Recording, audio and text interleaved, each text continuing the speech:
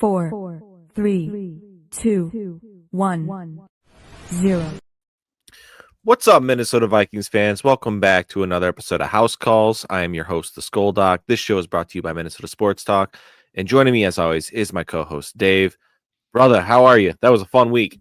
I'm pretty good, and I want to go back and look at our videos when we said our surprise players of the year, because I swear to God, I said Isaiah Rodgers and Naylor, and Naylor's playing pretty solid, but holy shit, I was pretty happy with Isaiah Rodgers. I've been looking for that son of a bitch's 40 time. He was a 6th pick, the 32nd pick in the 6th round, and he has no freaking combine stats whatsoever other than his height of 5'10".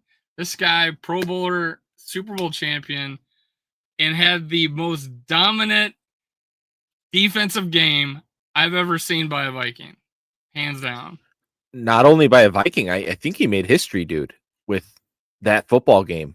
He had, 3 forced turnovers, 2 touchdowns, all in one half. And that awesome play against Higgins. Yeah. Between his 2 picks. It was insane. I mean, that... Or 2 recoveries. PFF gave out the first and only 99.9 grade, and they couldn't give it 100 just because in their system they literally don't have that many digits to put in 100.0. So what a game by Isaiah Rodgers. Dude, just bow down to Flores. That dude knows what he's looking for. He knows the type of talent that works in his system. What a fantastic signing.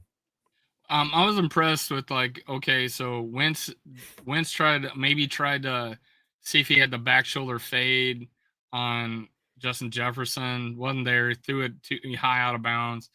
And Will the Thrill, he has enough leg, man, 62 yards.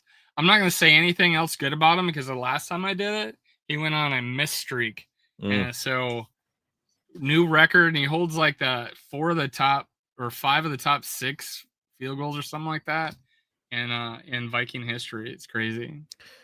I remember I said it loud and proud on this show. I was like, he will not be a problem. I have the utmost confidence in Will the Thrill, and he's been nails, dude. I love the kid. You're less of a curse than I am. When I said that, doesn't it feel great to have a kicker that you don't have to worry about anymore? Boom, 2 misses right after that last year. I was like, oh fuck. So yeah, let's talk about the game. Out of New Mexico, Eric LaPointe in the house. What's up, Eric? What's up, man? Skull, baby. Welcome in. Two-Tone, what's up? Bob, what's up? But let's talk about the game. So first drive, needed that, right? First touchdown in the first half through the first 2 games for the Vikings. And Carson Wentz looked efficient and looked like a well-oiled machine. Nothing overly long, just quick passing game was there. The running game was there. Leaning on Jordan Mason early and often this game was a formula that worked for the Vikings. And Josh Oliver got in there. I mean, what a great red zone threat, Josh Oliver. That dude scores touchdowns. Dude was a pass catching tight end in college, man. He's a horse now. But that was good to see. The offense definitely is still getting their legs underneath them, no pun intended, like Christian Darrisaw coming back into the fold. And my God, was it great to have CD back. Just completely different night and day, the way that this whole thing functions. And I was watching just some clips of Darrisaw block Trey Hendrickson, who by all accounts is one of a null game, absolutely nullified game. Maybe one pressure, but one of the best pass rushers, led the NFL in sacks last year. And it was like watching a toddler try to go up against an NFL player. I mean, he just gave up no space to Trey. He couldn't go around him. He couldn't go through him. It was just not fair. And I'm like, okay, CD is back. And that just gives our offense so many more options to do whatever we want to do. Oh, yeah. So I think they had 11 rushes for almost 90 yards off the left side. So 8 to 9 yards per attempt. And mind you, Darrisaw did not play the whole game. He took a break, which is great, by the way. The only reason he came back in is because we lost Donovan, and then Brandel had to switch back to guard, so they had to bring CD back in. and apparently don't trust any of the other left tackle. What was the left tackle that came in late last game? Rouse. Rouse. Yeah, they apparently don't trust him anymore. Bob, we're definitely going to get to this topic later on in the show, so hold on to your butts there. We will spend some time talking about JJ we got our own McCarthy. comments on it. One of the things I'm going to point out is we did score, on our drive like we're always so good at doing the last few years, and it hasn't happened the first 2 games, and we got a guy that came in there and did it. So again, different. We had Darisaw, but we got Jordan Addison coming back, man. Hell yeah, that's going to be nice. Thielen's been a non-factor basically, except for that 2-point conversion. He had a drop in the first game, but yeah, Naylor's stepping up. He looks like a threat out there. Wide ass open. I think even O'Connell says every time I look out there, he's open. I don't know if that's true because there's when we got sacked a few times, there was nobody open. But yeah, I feel great about Naylor coming in. I feel Addison. I think Thielen's our 4th receiver. Yeah, that's my thoughts. I agree. Two Tone says we need to get B-Flow a new contract. Trust me, man. They tried. I'm sure they offered a ton of money to Brian Flores. $10 million. And you know who said no? I guarantee you it was Brian Flores, because that man is on a mission to be a head coach in the National Football League. I guarantee you that. And he's mixed it up now. This disguising he's been doing with having cornerbacks and safeties fucking running vertically away from the line, like pre-snap, just screwing up Browning. And he's done that, I think, every game, but more so this game. And it was amazing, man. And he hasn't played this shell or prevent at all. And it's been go, go, go. And it's absolutely perfect. And we've talked about it before about he finally has all the personnel to do his job, I think. And with Harrison Smith back, they were able to do a lot more disguise. And they just made life hell. He's the quarterback out there. He makes a huge difference. There was a play, I'm sure you saw this, where he comes down to the line of scrimmage and like bumps Ivan Pace into the correct gap because Ivan Pace was in the wrong gap. He bumps him inside to the right gap, and then Ivan Pace gets a tackle for a loss on that play. It's like, that's your quarterback in the defense. Ivan Pace probably is. He was pretty active. Dallas Turner, best game as a pro. That was great to see. I had so many complaints about that first game with the way he was rushing and running past, but he's totally playing within the defense and playing controlled now. He's getting after the quarterback. He's just not getting to him necessarily, but it's neither is Grenard though, right? He's good on run defense. Again, he's always been pretty good at, I think, dropping back and stuff. So yeah, it was great. He's doing really good. I think I figured out how Brian Flores is going to want to use Dallas Turner this year. He's excellent as a looper on these stunts. On that one pressure where Jake Browning was running to his left out of the end zone and just kind of flipped something towards his outlet to the sideline. So Grenard did a TE twist on his side, and Grenard got right up through the middle quickly and flushed Browning to his left. Turner came all the way from left defensive end, all the way around the right side of the line, almost made a tackle for a safety and forced that play. So I think that's where you're really using his speed going side to side and playing games with the offensive line rather than just saying, hey, line up against a tackle or line up against a guard and try to beat that person one-on-one. Let's use your speed. Yeah, and also, like, when we start facing these guys with some mobility like Hurts or Lamar Jackson, he can be your spy, and sit back there and pursue when the quarterback starts to run. So it's nice to have someone with his versatility, and he's just scratching the surface, but he is showing more intuition and just play speed, right? Like, he is showing up on film now, which is great to see. Levi Drake Rodriguez, man, when he came in, I honestly want to know what happened to Hargrave. He was out, right? Yeah, chest injury, but he'll be back. It's fine. It's not like torn pec or anything like that. No, they said he could have come back in the game if they needed him to. What's his name from the Lions? Davenport. Marcus Davenport's out. Davenport. He didn't get a Davenport injury. IR again. Yeah, I see your LDR and I raise you one. Jalen Redmond. Yeah, right next to him. The best defensive tackle in the league through 3 games based on some of these charts I'm seeing right now. That guy is playing out of his mind. Some asshole posted old tweet as a joke of him getting released. But this is from 2024 or something. And I'm like, back to the practice squad. I'm like, just think if we would have lost this guy, man. Oh, man. Changes history.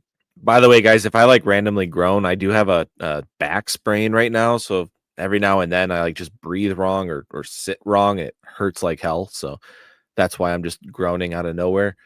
But just contusion, I guess. Yep.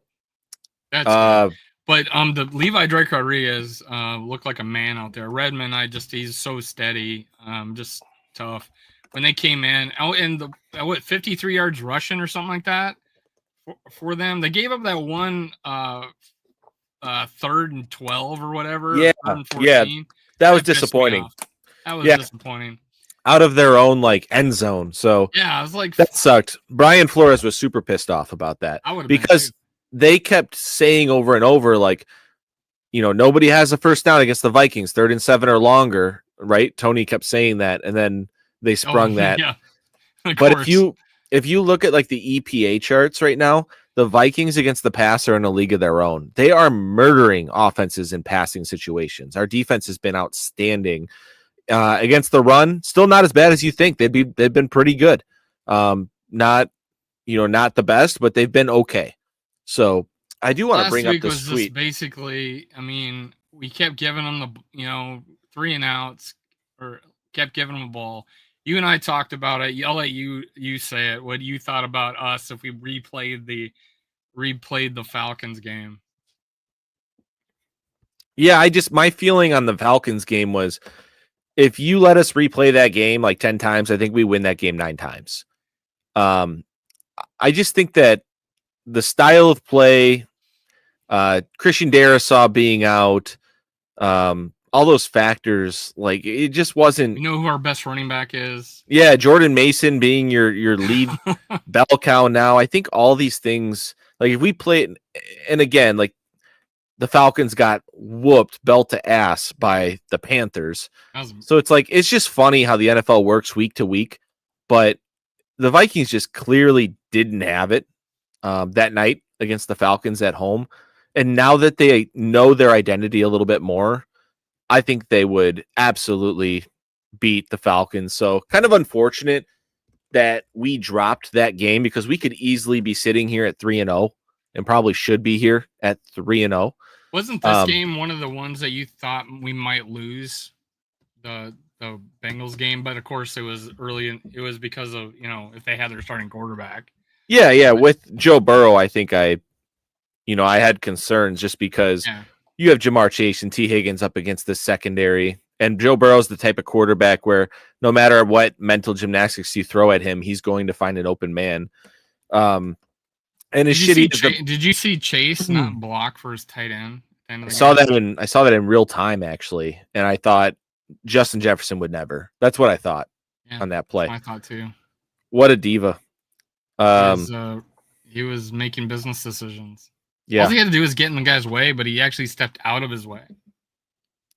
Yeah. I do want to bring this tweet up from TPP School. Vikings DVOA rankings through 3 weeks. So as a team total, they are 12th overall, which I think is very, very good considering the shit fest we saw week 2. Yeah. Offense total is 25th. Okay, more on that in a second. Defense is number 2, and special teams is number 6. Now, this is a special teams that has not been good hell of a game for several years. Kevin O'Connell has not had a good special teams since he's been here, and they've talked about on the Score North podcast about how all these disciples underneath the McVay tree don't give a shit about special teams because they're all poor units, especially in San Francisco. But this year, right now, again, the Vikings overall 12, offense 25, defense 2nd, special teams 6. This offense is just getting their feet under them. They're getting Jordan Addison back. Christian Darrisaw is getting back into the mix. Our left guard, who, by the way, our rookie left guard has been really good through 3 weeks, and he's getting wrist surgery done. From what I understand, it's a minimal invasive type deal. He should be back 2 to 3 weeks type of thing. Probably it And I takes. wasn't feeling bad about Brandel being in there.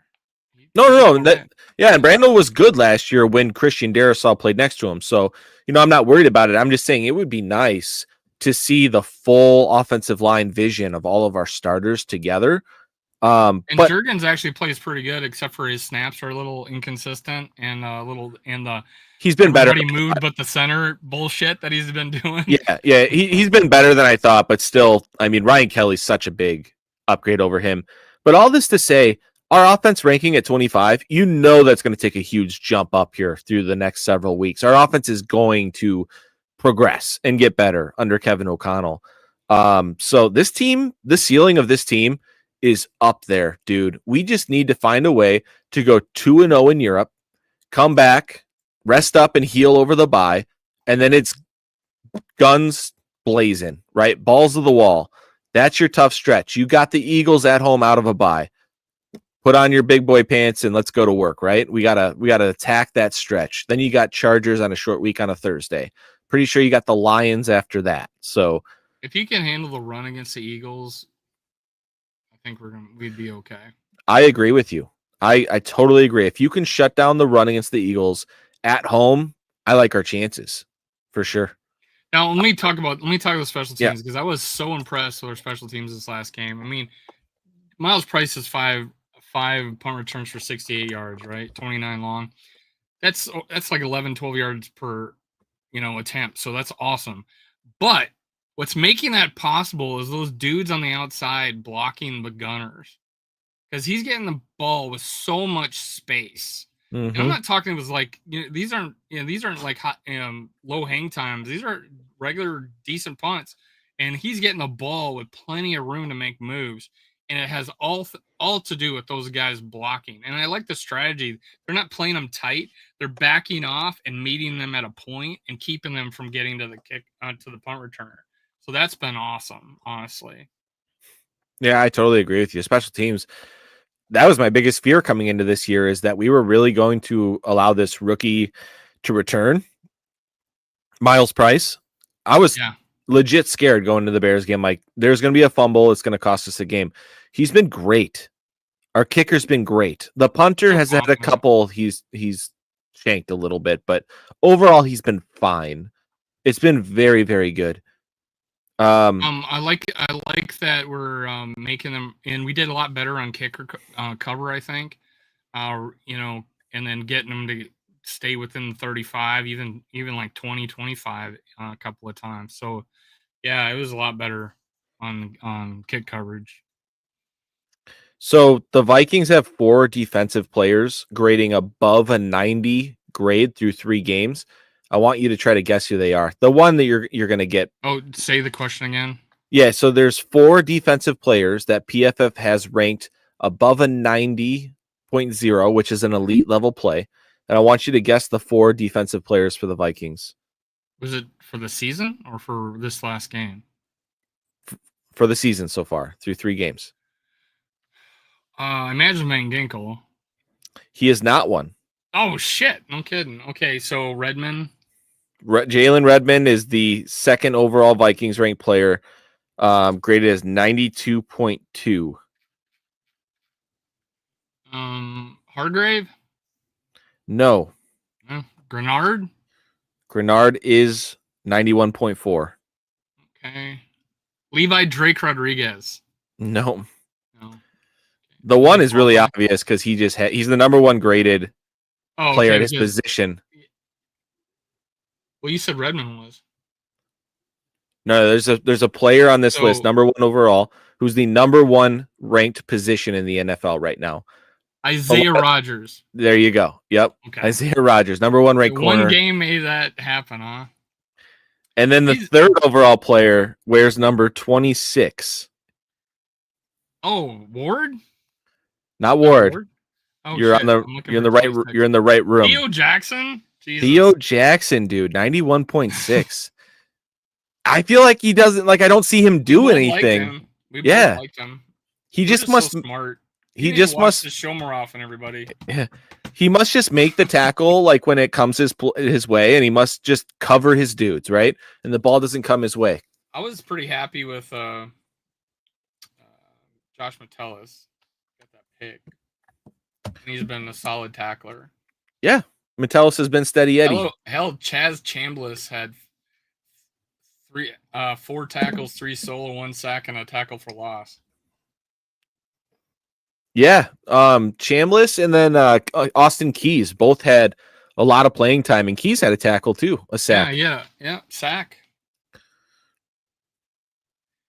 So, I mean, this defense, dude, I know that we played Browning at home, but this seems repeatable to me, doesn't it? We're pressuring the shit out of quarterbacks.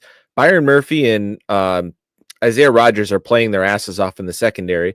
We're hiding guys like Okuda really well. He's barely on the field. This is working, dude. Like, this is a top defense in the NFL. Chase Brown had 10 carries for 3 yards. Oh, this guy was one of the highest guys picked in the fantasy draft. 10 carries for 3 yards.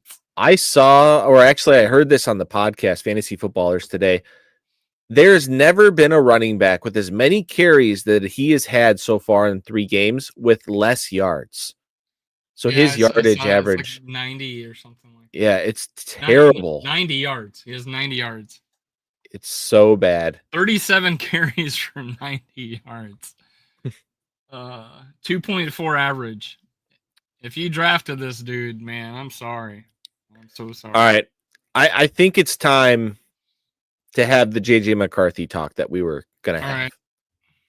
So we didn't really discuss a whole lot before the show. We didn't. I want to scroll back up here and get Bob's right here. Get this comment. Bob says, put the virtual goggles back on JJ. He's not ready. And the way that I feel about it, Dave and I haven't really talked about it a whole lot, so I don't know how Dave feels, and I'd love to hear your guys' comments on this topic. But I want to base this off of the discussion that Matthew Collar and who's the ESPN, Kevin Seifert, had today on the show. And basically they were discussing the idea of, do you bring McCarthy back as soon as he's healthy to do so, irregardless of how Carson Wentz is playing? And both of them opined and kind of, just said that the vibes that Kevin O'Connell gave them was that he has not made a decision about that yet, and he doesn't have to. So he's not putting any thought into it.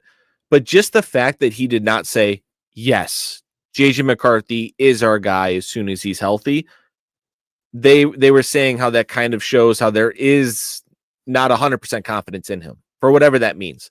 What I want to focus our conversation on, Dave, is theoretically, if JJ McCarthy was healthy in this offense with Christian Darrisaw blocking like that, with Jordan Mason and the running game helping him like that, do you think that he would have had a better game than what we saw out of Carson Wentz? Because I think the answer is yes.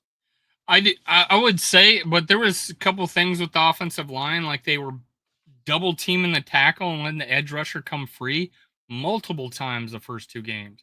I don't know if that's a QB thing or if it's the offensive line thing. And like Darrisaw, is that just an inexperienced left tackle? Not knowing what the signal was? I don't know.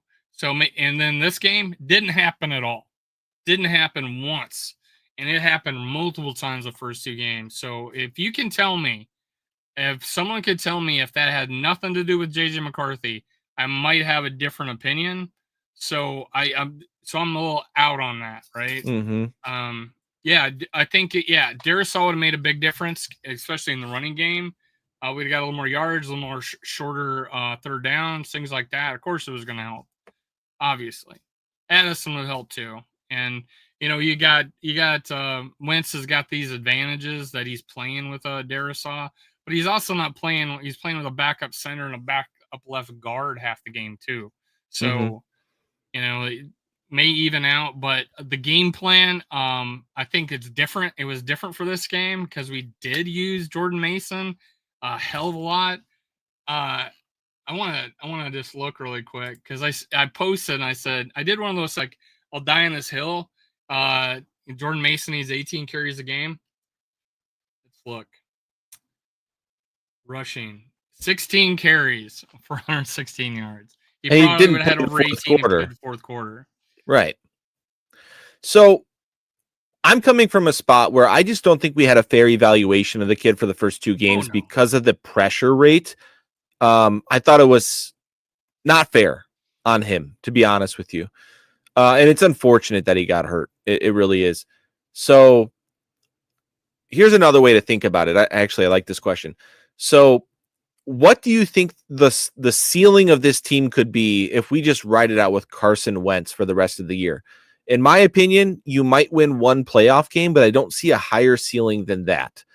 I think that the ceiling with JJ McCarthy, if it clicks for him, is higher than the ceiling with Carson Wentz. And for that reason, I would rather roll with the kid when he's ready to come back. So for me, it was like I expected McCarthy to have a game like 14 for 20, 173 yards and 2 TDs, or a 1 TD or whatever, in a rushing TD or something like that. Yeah, he had that in just one quarter, and the rest of the game it was just pretty non-existent. So I would have probably a similar expectation. I would be a little more shaky with McCarthy just because of the unknown. Is only because he's a first year starter. Only because of that. I think Carson Wentz was one of those guys that you thought, oh, he's got a lot of talent coming out of college, and he was an MVP candidate. He had a good year in 2021 with Indy, but 28 touchdowns and 3 interceptions or something like that. He made decisions in that game. I think McCarthy makes similar decisions where he didn't keep running backwards like a Caleb Williams would and get a 15-yard sack. He kept it to like 6 or 7 yards. He went back, but then he realized I need to go forward. So those were great. He didn't throw the ball away. Mm-hmm. I don't feel like McCarthy has thrown the ball away. So I kind of view them like he's a little over the hill. He's only 32, Wentz. Maybe he's lost a step. So with the deficiencies had because of age and the lack of preparation, compared to a young guy with a whole lot of talent, who might be hampered by ankle injury the rest of the year. I feel like it. I'm cool with whatever the decision they made, but the fact that someone would say nothing could happen that we wouldn't give JJ McCarthy the starting job back. I think that's. I mean, this is a win now team. You can't tell me he can't do nothing to win this job. If he comes out and blows out, 300 yards and 4 TDs this next game, that you're not thinking, holy shit, we got something with Wentz. You Right. can't tell me you wouldn't think that. Right. But I'm cool. And would it hurt to give him back the reins, go maybe 2-3 losses in a row and have to pull him? Like right now, Penix they got a $45 million quarterback sitting on the bench, and they just got blown out by Carolina. You got to be thinking, am I going to take that guy out? How will it hurt him? This might be and someone called it a soft bench, and I don't think it is. No way. No, not at all. And Kevin O'Connell he never lies. Kevin O'Connell said that JJ McCarthy if I asked JJ McCarthy right now, he would tough it out and play, but because of his age, being a young quarterback, I'm thinking more of his future and gonna just make sure he's healthy when he gets back in there, which is probably the right decision. So we'll see. I mean, I have all the faith in the world in McCarthy. I'm a big hands guy.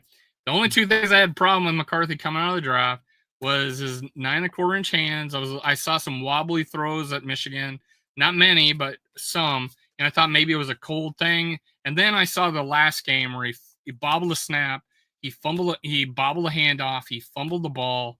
I don't want that. Remember, we had a big fumbler with Dante Culpepper. crazy amount of fumbles with him. He had 9.25-inch hands.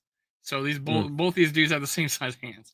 That's a big deal. If you go look at guys with big hands, like in the NBA, man, the better players have big hands, the better linemen have big hands. It's a big deal for me. And the other thing was the deep ball. And he is a little better than I expected. So we've seen him make deep throws, but in this last game, he overthrew Naylor by a mile.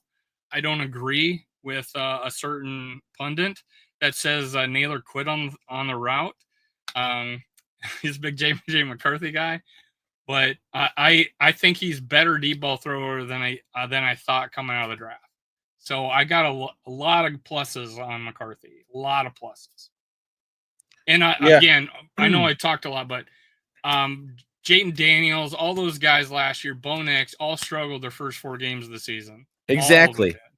And that's where I'm coming from is the setup that this kid had was suboptimal. Yes, he still had the best wide receiver in football, but he was not protected.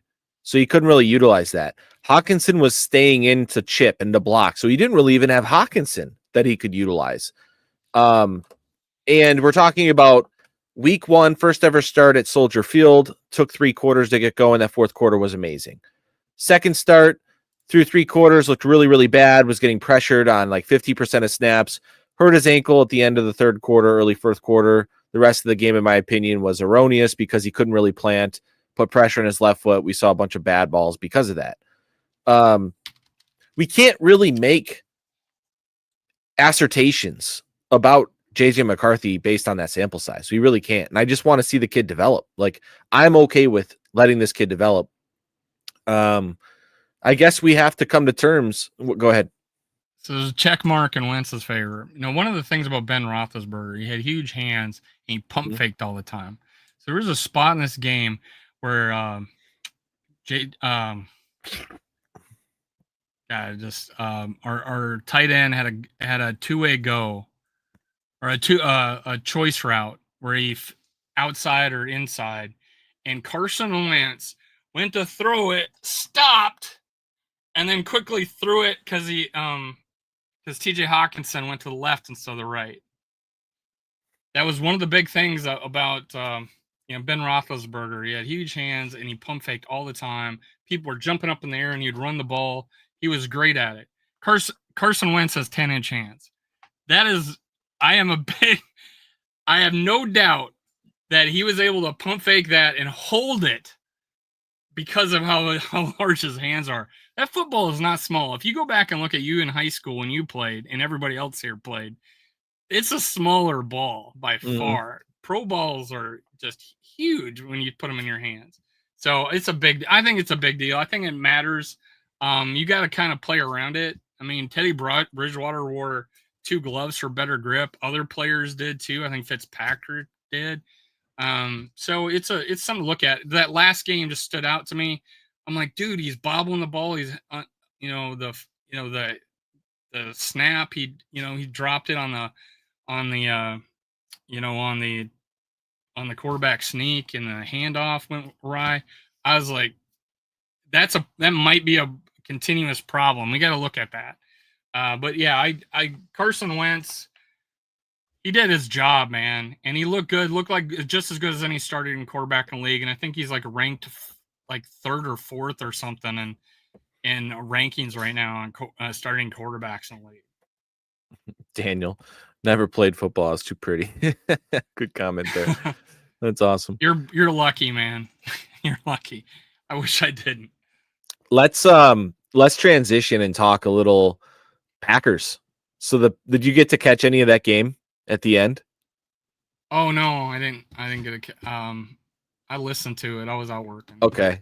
So the Packers are up 10-0 and they're in their own side of the field, probably in the 30-yard line or something.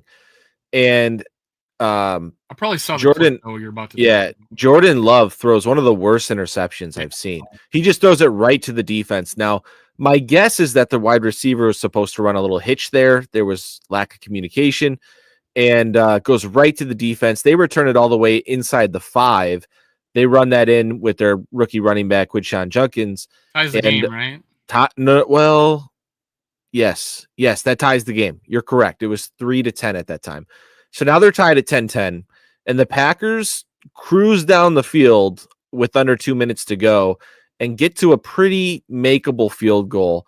And of course, like so many teams did this weekend, the Browns block it and return it a little bit, and they end up getting into field goal range, and they pull off the dagger. Now, even That was if awesome. The they crowd went nuts. yeah, The Vikings. yeah, even if they missed that kick, the Packers were offside, so they would have got another shot at it. But what's absolutely hilarious is that there was a Packers player talking about how they had a legit shot to go undefeated this year before that game. And they lost to the Browns. I think Outdated said the Packers would go undefeated. Wow. Well, I don't listen to anything that guy says. He posted his video, and that was his title of it. Yeah. Yeah, he thought the Bears were going to go undefeated too. Now they're in the cellar. Well, he did say they were going to have more wins than the Vikings, and he said the Vikings would have 5 wins. So I said, you must think they're going to have 6. Yep. But hey, Caleb Williams had 4 touchdowns, so I did talk to a Cowboys fan. He says, no, we're just that bad. They are. The Cowboys are that bad. We're just that bad. The Cowboys are so bad in the secondary. They just give up so much space. They don't get pressure. It's a problem. Now, what's interesting... What is this? Dave and Dr. Death? I don't know. Ankles only. You're going to have to explain that one, George. I have no idea what you're talking about. I don't know. The Bears are underdogs going out to Las Vegas Raiders. That's interesting to me. And Ben Johnson, they're underdogs. And Ben Johnson actually brought that up in his presser today. Like, oh yeah, we're underdogs going out to Vegas because Vegas doesn't believe in us. So interesting. I would have picked the Bears over the Raiders. Genty hasn't done anything. That offensive line for the Raiders is terrible. This could be Genty's coming out game, though. I could see it. I could see it for sure. George said bad joke. It's all right, man. We all swing and miss sometimes. It's all good. Let's talk about our trip across the pond. So the Vikings are going out to play in Dublin against Aaron Rodgers and the Pittsburgh Steelers. Congratulations, Aaron Rodgers. You made it to week 4. That's a big accomplishment for him at this time in his life and career. And dude, I think Brian Flores is going to pull another one on him. He confused him the last time we played across the pond. I think he's going to do the exact same thing. I don't think that offense is very good. I don't think they'll be able to run the ball against us, and Aaron Rodgers is going to be in a lot of 3rd and longs, and that's going to be really tough on them. And then conversely, I don't think the Pittsburgh defense has been that good this year either. I think they've played, a close game week 1 with the Jets. They had a really high-scoring game in the first game. Yeah, with the Jets, who I don't think is a great team. And then week 2, they lost to somebody. I don't remember who. And then just this last week, they barely beat New England, who's not a great team. So we should be able to handle. Jackson Dart starting for the Giants. I saw that. Yeah. Russell Wilson's done, dude. That guy sucks. Oh, so Steelers are not. So Daniel has a comment here. Steelers are not the terrible towels anymore. That's a great point, actually, in bringing that up. The Vikings get a huge break. Just to remind, we've talked about this before, but just to bring it up again, huge break playing 2 away games at neutral sites, especially with a pass rush like the Steelers against TJ Watt. That is huge. The Steelers are so much better defensively in their own stadium. So that is just a huge advantage. The Steelers have like an Ireland connection, like they've gone there before or something like that, or they have fans there. Dude, I think the Vikings have the most fans in Europe. The Vikings have been over there a ton. Yeah. This is a stupid question, but how far is Dublin from London? It can't be that damn far. It was 8 hours? Farther. It was farther than London to Paris. Interesting. Because I wanted to go to Ireland and Scotland, and it was going to cost so much more and so much more time, so we ended up going to Paris instead. Low key, I am more worried about the Cleveland game than I am the Pittsburgh game. Defense? Yeah. Is that why? Yeah, Cleveland's defense is so good. I mean, they did just beat the Packers at home, but their defense is no joke. They can rush the passer, they can cover, they can shut down the run. It's a tough squad. Offensively, they're not good. We should have our way with them, our defense against their offense, but we got to protect the ball against that team. It could be a real low-scoring game in London. Yeah, it'd be a disaster losing if we lost 2 games coming back.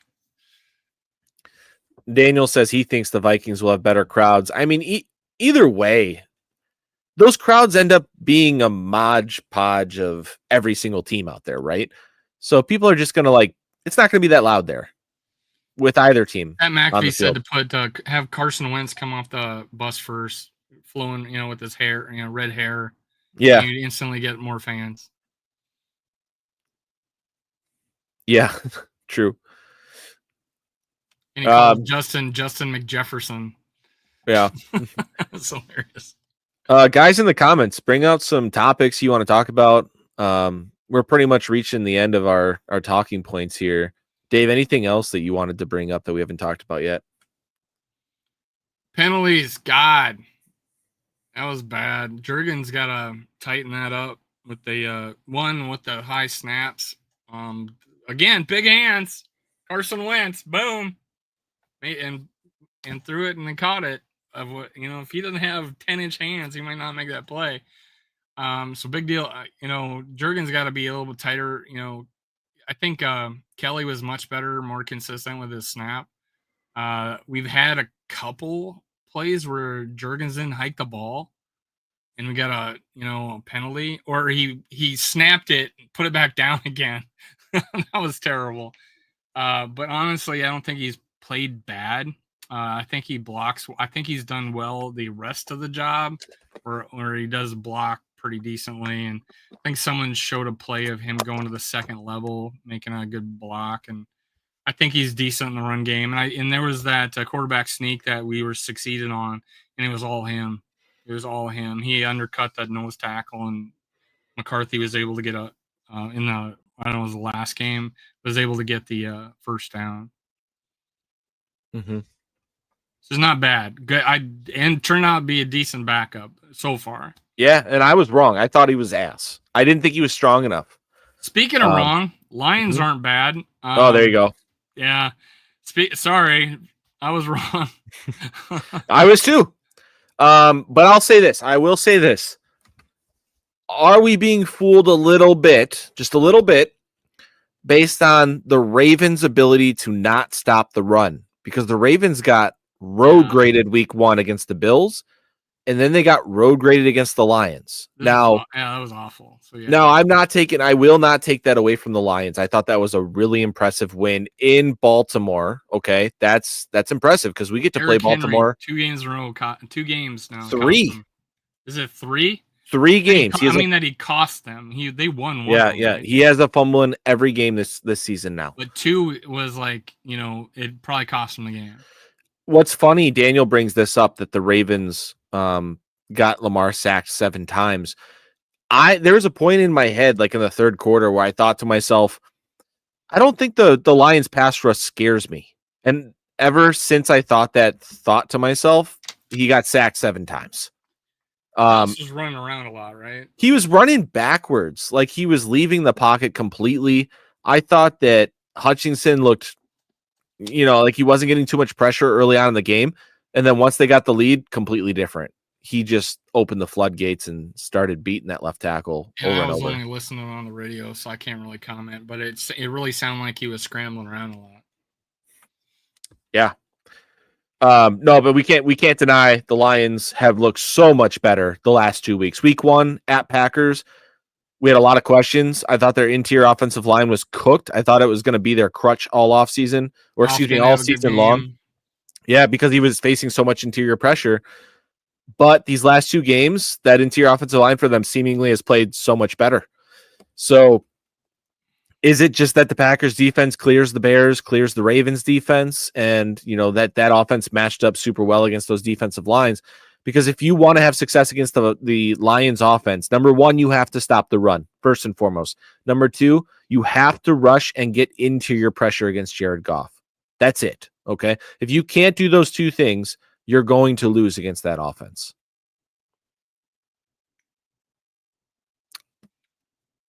Best quote I heard so far is I think Collier said it. Flores. He said Flores said, "If my kids are hugging me, they better be punching out the ball." My kids are hugging me. They better be punching for the ball. Yep. That's taught. That's completely taught. Oh, We yeah. did not see that with Donashell. Nope, not at all.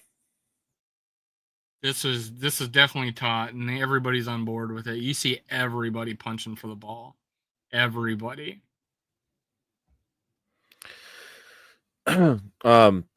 It's fun though, man. Like the peanut punch. Like this team's damn good at it. Daniel, I like this point. Daniel says that Flores is a head coach next year. I think so too, dude. I think, and to take that a step farther, Phil Mackey has opined, like, hey, if you're the Bengals, Brian Flores is your guy. You already have Joe Burrow. Get someone to call the offense, and Joe and that guy will stick with the offense, and Flores can take over the Bengals defense. That team will win. Flores isn't going to get rid of Joe Burrow. No. Right. I know. I'm just saying. Like he did in Miami, he was right. trying to get rid of Tua. I'm just saying that's the perfect team for him. Let him go fix that defense, and then let Joe Burrow and Chase and T. Higgins and Chase Brown cook. That team's winning the damn Super Bowl. So, yes, I do think that, unfortunately, Flores is going to get a head coaching job somewhere, and Durante Jones is going to be our defensive coordinator going forward. And I do win the Super Bowl this year. Yeah, I do worry that you can't replace Flores. I don't think you can. I don't think you can do it.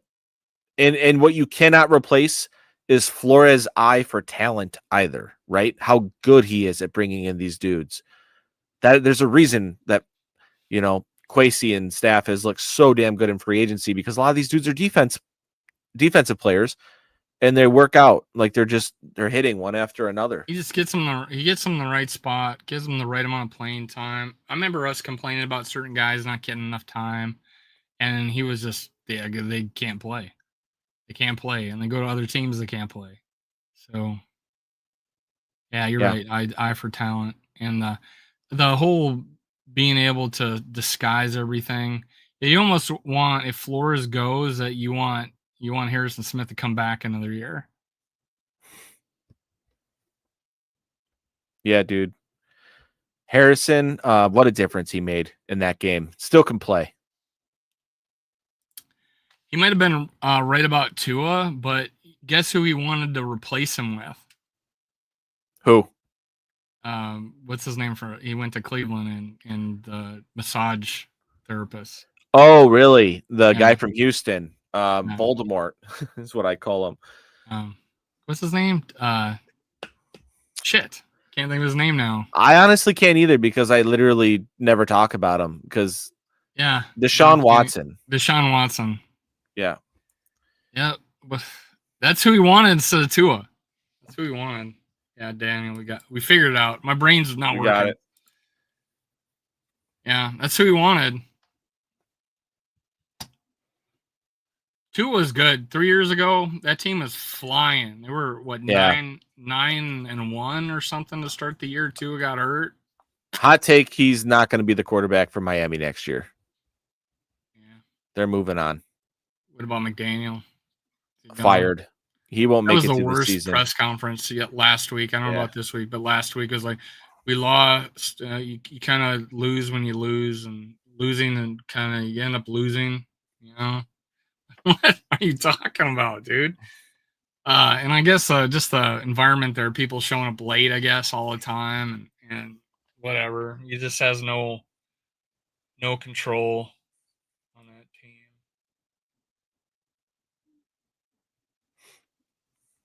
Tyreek Hill is washed, says Danny. I agree, man. I think he's done.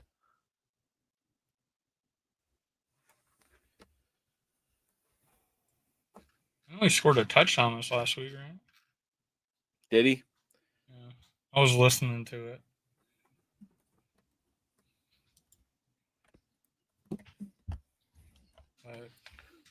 I think Jordan Mason has the capability of being a top 5 running back all time for the Vikings. Wow, that's a statement. Wow. Well, you got Foreman, you got Peterson, you got Dalvin Cook, Dalvin Cook, you got Robert Smith, Robert Smith. Who else after that? Chester Taylor. He beat out Chester Taylor in a couple years. So that's why I'm saying he'd be top 5.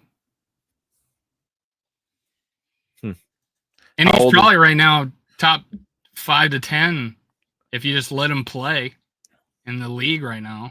If you just let him play. I'm looking up how old he is. Jordan Mason is 26 years old, born May 24th. Turns 27 next year. I don't say he's going to have a long career. I'm just saying it, but he's the second. Foreman didn't have a long career. He's the second graded running back right now per PFF. He's good. He's legit good. Top 2 to 10 running back. I think he's that good, man. I think he's that freaking good. One of my buddies is a huge Niners fan, and he does not understand why they got rid of Jordan Mason. He's super pissed. They go trade and get what's his name, Robinson from Washington. I'm like, dude, you had Jordan Mason. By the way, on the running back thing, did you say Chuck Foreman? Was he on your list? I said Foreman first. Okay. Got it. Daniel says Bill Brown. We said Dalvin. He was one of our guys, Dan. His brother is awesome. He's having a hell of a year. He had most touchdowns last year with 18. Oh yeah, dude. James Cook is the truth. I was with the whole crowd where I was like, touchdown regression is coming. But he's been awesome this year. He's looked like one of the best. And you know my number 2 running back is Jordan Mason. For me, Jonathan Taylor's been number 1 in the league. And then James Cook is number 2. Number 3. I meant in my fantasy team. Oh, gotcha. Yeah. I'm just saying, like, how good these guys look in real life. Jonathan Taylor, James Cook. I feel like Saquon hasn't had the room yet. He's been shut down a little bit this year. So, can I be a homer and say Jordan Mason number 3? We fleeced him. This is ridiculous. This is a top tier running back, and that was one of the biggest. I thought when we got him, I was like, we don't have to draft anybody right now. We don't have to draft anybody. All the rookies, he's doing better than all the rookies we thought we were going to draft for the future. He's doing better than all of them. Yeah, by far. It's like we got a guy in his prime with no mileage. It seems pretty dumb. Like we fleeced them. They just had cap issues, I guess. Thank you. How much is he going to get paid? Yeah, I don't know, man. Less than $1 million? He didn't get drafted high. He's like 6th rounder. It reminds me of a scene in Moneyball where he's like, if they bunt, pick it up, throw him out, say thank you. Yeah, take it. Yeah. Bob says Genty's not doing so well. It's their offensive line. It's so horrible, but might be something there. He's gonna shit on the Bears this week. I'm telling you. Gonna take a big old dump on their chest. Goldock was higher on Genty than I was. I thought he was good. But you're I didn't think the whole Barry Sanders comparison. Barry Sanders was he had tree trunk legs. Yeah. It was different. I think they were different players, but with Genty, it's more about contact balance. Oh yeah, he's super balanced. He's slippery. Yeah. But I think he's going to come out of it. If they just got to really invest in their offensive line. Yeah, I agree. All right, man. Well, I think we pretty much tapped out on Vikings topics. Yeah, we need to extend Mason right now. He's going to get like $12 million if he keeps this shit up. We're not going to be able to afford him. I got a fun random question for everyone in the comments and for you, Dave. First round draft pick for next year. Basically, I'm asking you all, what's the biggest need on this team right now? If we could add a first round talent to this team right now, what position would you draft? I would have to look at contracts maybe, because I don't know. Or For Brian me, O'Neill. I Brian think O'Neill, it's I think he's got another couple years. Mhm. But just any Bob, it could be any just fucking defensive quarterback. player, honestly. Bob is so QB. down on JJ QB. McCarthy. Ooh, sorry. We got QB. See, Yeah. so Dan, that's interesting that you say defensive tackle, and I'd like you to expand on that because LDR and Redmond are killing Hargrave it right now. And yeah, we got Hargrave is and Allen, who are gone. older guys. So I know what you're thinking. Get some young dudes in here, keep that rotation going. Because right now we have two young studs behind the older vets. But like Maybe defensive a tackle receiver. for me, nose tackle. Okay. Okay. It's not really Flores' style to get that big ass space eating nose tackle. And also they tend not to go in the first round unless it is a Dexter Lawrence guy who can do both. But interesting. I'm Daniel with also wants the nose. any Okay. any game changing defensive player. So typically these nose tackles, these fat nose tackles, you can find them in like the second, third rounds. I think my answer would be corner. Right? One more body in the cornerback room. Maybe a big dude on the outside so Byron Murphy can play inside. Play a If little he's less an free safety. instant starter, he has to be an instant starter. Yeah. There's also this like stigma with us Vikings fans picking corner in the first round. Like we hate it. Ugh. Like Mike Zimmer just burned us on corner. Trey Waynes and Mike Hughes and the dude from TCU got in a car accident and passed away. God rest his soul. But I think corner is probably, or how about this? You really don't see linebackers anymore in the first round.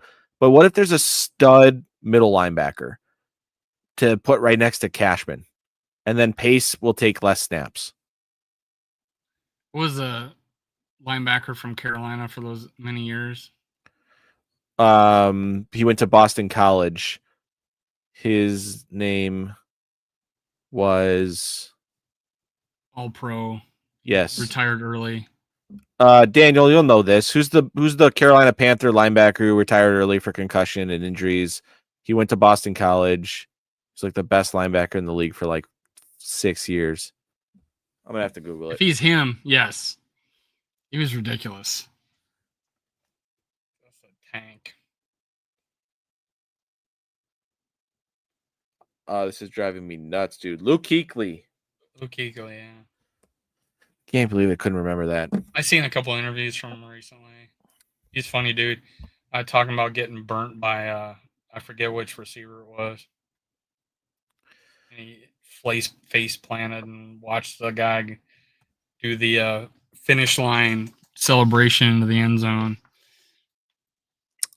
George, I think Anthony Barr or Eric Kendricks. Do both of those guys qualify as a roving linebacker? I think both of those guys were studs. Eric Kendricks was essentially here's a the first problem round pick. with Barr. We drafted him to play in a 4-3, and he was a 3-4 linebacker coming out of college. Kendricks is the only guy, middle linebacker, he was drafted in the second round, which was a steal. That was a middle linebacker that roved, he was everywhere. He had all those interceptions, but they always said that the game plan for Barr. And he had several Pro Bowls. What about so I hate taking a tight end in the first round because those dudes take like 5 years to develop. Like a stud young tight end to get behind Hawkinson to take over. Can see that. These tight ends are coming from everywhere, though. You know what I'm saying? You're finding them. Center, if we're picking in the late 20s. Loveland. He hasn't done shit for the Bears. Did he play well this last game? Because the first I two don't games, think so. he got one catch.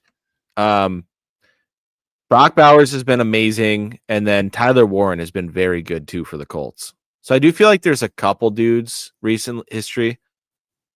Yeah, Hawkinson is like maybe the team, the big surprise of I think they've been good. Yeah, they've been really good. You know what irks me all the time is like last night the Ravens were on and they always talk about how good Tyler Linderbaum was, the center. And I think we had a chance to take him, but everyone was like, "Oh, it's Garrett Bradbury 2.0, right?" Like small, undersized center, and he's been so good. Linderbaum's been a beast.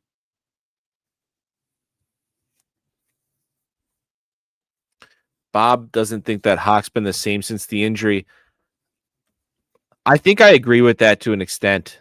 I think I do. Like I think that he's lost some of his quick twitch a little bit, some of his long speed a little bit. But I will say that early this season, the first 2 games, they had him stay in the block so much that he hasn't been used the same manner that we've seen prior to the injury. And then we didn't throw that much this last game. And he played good. But the first half of this last game, I saw him a little bit more in like those bunch formations where they like to get him and Jefferson out there. That was good to see that they were getting him in some more routes. Goal line touchdown he got right. Oh, that yeah, was just a great route. Yeah, great play design.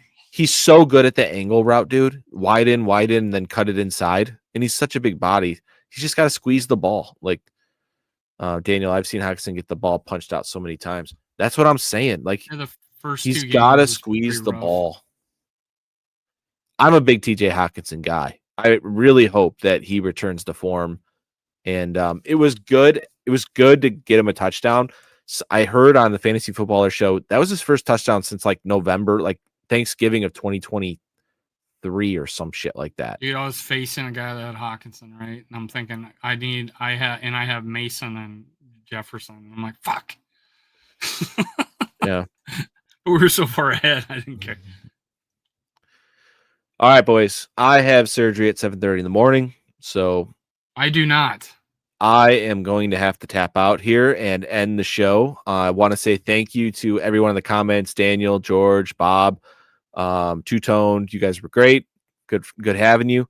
We'll catch you back next Tuesday where we are going to break down the Vikings win over the Steelers in Dublin. Yep. And shit on Aaron Rodgers. This is probably the last time we will have the opportunity to beat Aaron Rodgers. So soak it up, enjoy it, and have a Guinness. Skull.